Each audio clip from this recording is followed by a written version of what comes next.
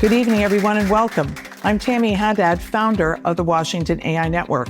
Thank you for being here for one of our favorite traditions, bringing together Washington's policymakers, innovators, journalists, Hill staff, and builders who are shaping the future.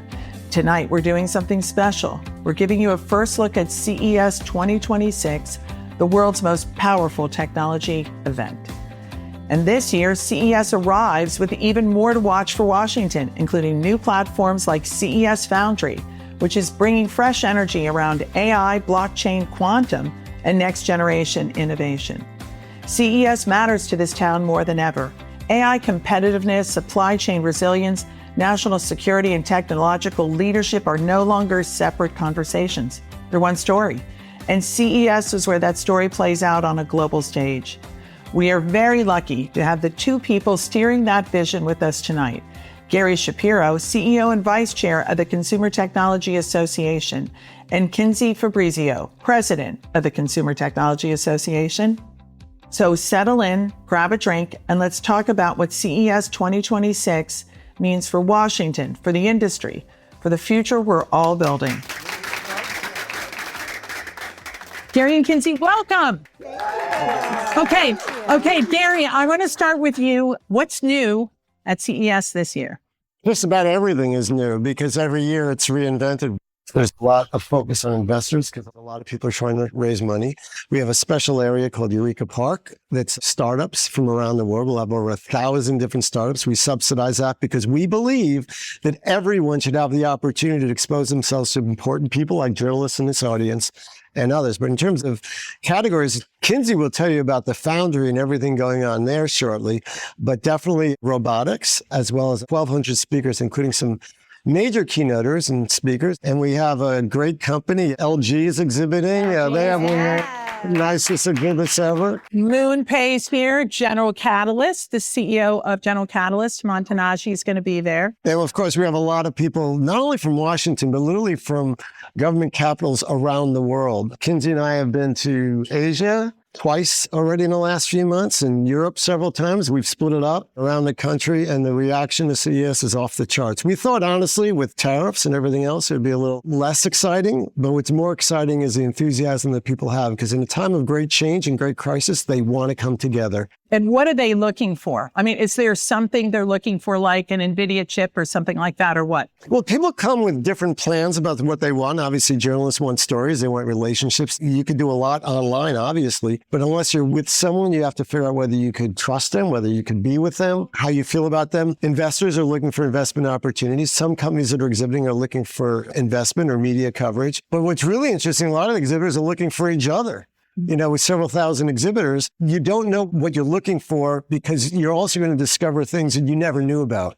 So serendipity is a huge part of these live events. It's like meeting all the wonderful, incredible people in this room tonight. I mean, you don't know who you're going to meet and have a relationship which could fundamentally change your life. Not only in business, but it could be a future teammate. I like that. People are looking for jobs. They're looking for relationships, too. Sounds like the White House Correspondents' Weekend plus innovation, right? Okay, Kinsey. So you're like right on the cutting edge. You have specifically been looking at all these new kinds of technologies, and God knows there's so many, you can't even name them. So what are you most looking forward to? What do you see that people haven't been able to see yet? Well, one of the categories that I love the most at CES is digital health. I love when I see tech that's solving big challenges and truly helping people and helping the world. But then to also see technologies like a portable MRI that can be deployed in underserved health populations, and technologies that are truly bringing healthcare access to the world. I think that's an amazing feature of CES. And when you walk through the digital health zone, you can see just how transformative health tech innovation is. So that's one of my favorite parts that I look forward to. The keynotes, those are amazing. We have a keynote in the Sphere on the first night of the show. It's a wonderful venue. And if you come to CES, I hope that you will attend. That keynote is the CEO of Lenovo, YY, and he's going to put on a spectacular show. And it's just at the Sphere. At the Sphere. He's shoving the Wizard of Oz aside. They will be on a brief pause, and he will come in and he will do his keynote there. But there's a great keynote lineup at CES. Well, that sounds great. All right. But let's go back for both of you, robotics. Yeah. We talked a little bit about health, right? Mm-hmm. But when you're talking about AI, robotics, the whole world has been talking about, are there going to be more jobs? Is it going to be harder to find a job? Is the technology going to allow you to get a better job? What are you guys doing in robotics? Yes. Okay. All your answers. I learned from Kinsey, you always be positive. Well, but it is positive. Of course it's positive. I mean, as Kinsey's talking about, AI is going to solve some of the most fundamental problems in healthcare and other areas, in transportation, self-driving AI. It's robotics. That's what it is. And then in other areas, it's just going to do so many different things for us. Look, AI has been flying our planes for a long time, so this isn't new. Nor is the fear of new technology new, because my entire career has been built upon people in Washington that are old school, opposing new technology coming in and doing everything they can to use the government to stop it. So what keeps me awake at night and what motivates me is if I fail at my job, actually, then innovation may not occur, especially in the U.S. And the U.S. has been a leader in so many different ways. The three Nobel Prize winning economists have said together and said that there are these fears that have been shown over history about automation. Yes, of course they're going to cost jobs. Otherwise, we'd all be pushing plows right now instead of in this incredible location, doing what we're doing with all these screens and technology and phones and all these things which make a difference in our lives. And we'd also be living till we were 22 if we were lucky. So things have changed dramatically because of technology, and new jobs are always created. Look, we fought Hollywood, who said that the VCR would put them out of business. We fought the music industry that said all these ability to record and do all these things would be terrible and there'd be no more singing and no more all this. Every time people complain about it, like the broadcasters are complaining that AM radio has to be mandated in cars now because it's so freaking important to us and nobody uses it. But, you know, they want to hurt electric cars. They want to do all sorts of things and they want the government to prop them up. And our job is to make sure they don't. So will there be jobs? Yes. There will be new jobs created. The Detroit car industry will all of a sudden be producing cars that actually create different environments, whether you want a sleep environment, an office environment, a home theater environment, whatever it is, there'll be all sorts of new jobs created. Okay, but Gary, you must be the happiest man in Washington if you don't want regulation, if you don't want the government to interfere, because they're not. And they're saying more than any other time. Am I right? President Trump is, in terms of AI, the best leader in the world, because what he has said is AI is our future, and AI will be to President Trump what fracking was to Barack Obama. It will save the economy and give him a place in history that he's probably not even expecting, because AI is so important. It's like the internet itself. It's generational change. It'll keep people healthy that were otherwise sick. It will change so many things in life, and that's important. Kinsey, let me come back to you, because in this room, while we're sitting here, are many people, policymakers, who will be coming to CES, or their bosses will be coming to CES, right? They're scribbling notes, as we said earlier, the briefing notes, right now. Okay, what is the role of these policymakers? This is like a big tech conference. It's supposed to be a really good time. What's going on behind the scenes? Well, it's a good time, but it's also an important time. And if your boss is coming, you should ask your boss if you can come with them. But if you go, what you will have is the opportunity to meet with tech leaders firsthand and to look at their products and to get a demo and to be able to ask them questions, because what we believe is important is for public-private cooperation and collaboration. And in order to do that, you want to understand how the tech is created and what it's capable of and what the challenges are, what the opportunities are. And the best way to do that is by seeing it in person and walking through the show floor and getting a demo. I've been at CES and seeing these tours happen, and I've seen people change their mind about something they thought about a type of technology. Autonomous driving is a good example of that. And I've watched them really understand and see how an entrepreneur or an innovator came up with a concept and was able to bring it to life in a product. And when you get to do that and you see it hands-on, you truly get to understand and ask questions. We also have conference sessions. And so your boss might be speaking. You might be speaking. We love that. We think it's really important to hear from so many different perspectives and opinions at CES.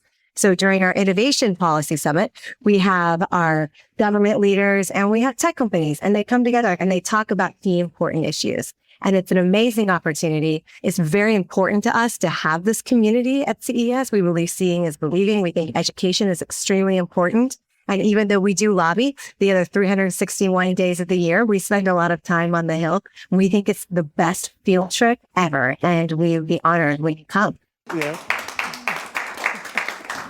There are policymakers of two types. Those who've been to CES and those have not. It's like talking about ice cream. Until you experience it, you won't appreciate it. But once they've been there, they see what's important. And we do not oppose government regulation. Actually, we want to know what's legal and what's not. We think we have a right, as every company in America should, to know what's legal and what's not. And that's why to see Sam Feist, the head of C-SPAN here, is gratifying, and knowing that it'll be at CES, because we will have a ton of policymakers there. But we're more into collaboration. What I've worked on with HDTV, the laws that govern the internet, they have been government, private actions working together to come up with what's best for the United States and what's best for the world. And they worked out really well for just about everyone involved. So when you're traveling abroad and they're asking you to explain what's happening in America, how do you explain it? I mean, on the innovation side.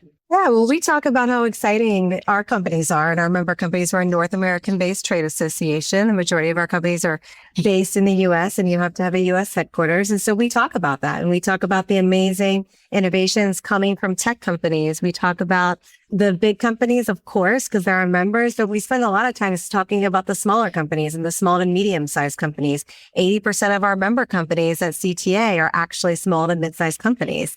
And so we like to share their stories, and we like to talk about how they are showing up and changing the world. You know, Fitbit launched at CES for many, over a decade ago, and that was transformative. And so many amazing companies have launched there, whether it was in Eureka Park, among the 1,400 startups that go there, or in other parts of the show. And we're very fortunate to have access to those companies and be able to tell their stories. But what's really changed, I think, in the larger, very large picture, is the government drove innovation, right? So now it's really flipped, where companies are, as much as I can tell, driving 90% of the innovation that's happening. Although this government says, come and bring it to us. But for you, just talking about Fitbit, Bluetooth technology, the internet, all of that started with government. Do you have government sneaking in now, trying to get ahead of companies, or how does that work? Because I think it's a complete flip. I think you're right. Innovation is just moving so much faster now than it was in the past. And tech companies, all kinds of companies are just able to scale up and innovate and move fast. And we think that that's really important. But what I will say is that what I talked about earlier, the opportunity to be able to learn from tech and to see firsthand, it's extremely important to do that and to have that communication. I mean, you can't know what you're regulating or understand how to regulate if you don't know what it is and if you don't know the capabilities of the technology. So I think that that's an extra important thing to happen in our world right now, is that collaboration, that learning, and the cooperation too. Okay. Favorite moment at CES? Jillian Michaels came to CES. Jillian Michaels? All right, this is good. She's no longer as beloved as she once was, I think, after the documentary came out. But she came and she was talking about the power of wearable technologies. And I saw, it was the first year we had digital health at CES. And I saw Fitbit and Body Media and Jawbone and all these new companies launching their products. And it really opened my eyes. And I thought, this is huge. And this is going to change the way that we live and the way that we know information about ourselves. Prior to that time, you might have had a bathroom scale, and that was the only way you would get health information about your own body without going to the doctor. And so I loved it. And now, fast forward in 2022, Abbott launched their direct-to-consumer Lingo CGM device at CES. And I think it's amazing for just anyone who wants to understand how what they eat and how they move impacts their blood glucose levels. You can do that now. And it's pretty affordable and it's pretty accessible. And they launched it at the show. And so those first moments, I will never forget seeing that tech category. And Kinsey introduced me to Jillian Michaels, and that just started her career path upwards. It's amazing, because I used to do her exercise tapes. I always like the opening of the show, because it's exciting to see when you're there the night before, it looks like it could never happen, and it does happen. But what's really excites me the most year round is the importance of the event, because it's so important that we do it right. I talked about lobbying Washington. We also have to get that event right so innovators can meet each other, because no one can do everything themselves anymore in technology. And what we're doing, I think, is so important that the United Nations actually partners with us, because if you look at the globe, I'm a patriotic American, but there are humans all around the earth.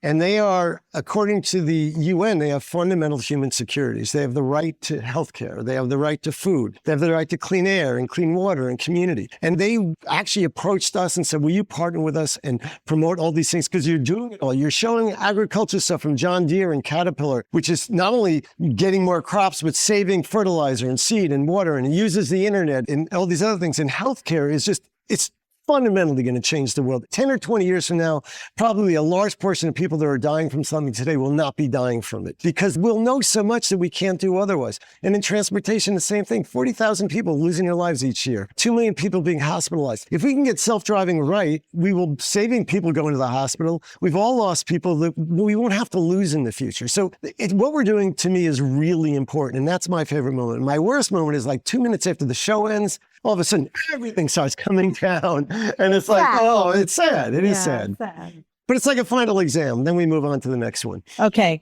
We ask everyone this question. Gary's first. What is your favorite AI? My favorite AI, you mean the type? Type. What do you use? Oh, I use ChatGPT. Okay. Just ChatGPT. That's it? I've tried others, but I'm like loyal to Crest. Well, there we go. By the way, Leah's here from Anthropic. She's... I'm not going to speak to you after. I have not tried it. I will try it if you don't boo me anymore. Okay, Kinsey, what do you use? I use ChatGPT. I like Perplexity a lot. I like Gemini. I dabble with a few. What do you guys think about the fact that this government is working with companies, taking a piece of the action of the companies? I mean, you know these people that are leading companies. Do you have any view of that? Do you think it helps the industry? Well, as an association, I don't think we have a view, but we're individuals and I have a view. On the one hand, as a taxpayer, I think if you're helping a company, that's great that you get a piece of it as a taxpayer. I mean, that's it. But on the other hand, how does that help other companies that are competing if the government has their heavy hand on one company? So they're good things. It's like, why should government invest in basic research? Well, sometimes nobody else will. So there is a proper role for government in doing certain things. And when you see, a lot of governments, like in China, for example, they invest a lot in their companies and they've gotten quite wealthy doing that. I don't mind having a wealthy government as long as they're spending their money wisely. Okay. Kinsey, anything to add? No, I agree with you. As long as they're spending their money wisely and trying to reduce the deficit. Yeah. All right.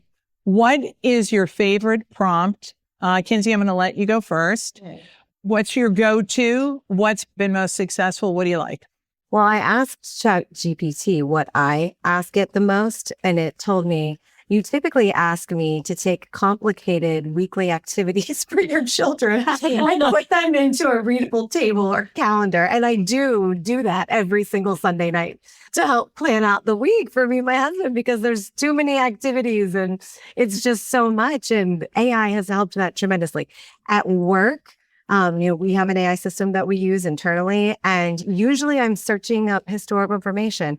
I can't remember what happened on this issue or this topic. Can you help me? So is this CTA AI? Yes. And can other people get access to that? I will tell you, for CES 2026, the app that we have for attendees does have an AI feature. And so if you have a specific interest or a type of company or person that you want to meet with at CES, you can share that information in the app, and the Gen AI tool will give you recommendations for content, for exhibitors, for networking events, and it will help. So there is a little bit of CES CTA AI out there for you. Okay, there you go. I like that. Okay, Gary, your favorite prompt? Well, for work, I'm going to give you two answers. For work, we use Glean, and we have everything I've ever written in it, so I can remember what I've written, and I can even write stuff in my own style. Wow. But for real life, home, I ask it, now that I've said something I shouldn't have said, how could I find the right words to apologize? And ladies and gentlemen, this is why we ask the question. These are very important ways for you to live a better life. What a conversation. Thank you, Gary Shapiro. Thank you, Kinsey Fabrizio. Thank you for all your work at the Consumer Technology Association, and special thanks to everyone in this room. We'll see you in Las Vegas. I hope to see you at the Sphere, and we'll see you inside CES 2026. This has been the Washington AI Network podcast.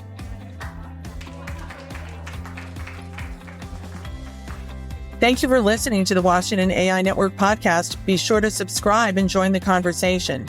The Washington AI Network is a bipartisan forum bringing together the top leaders and industry experts to discuss the biggest opportunities and the greatest challenges around AI.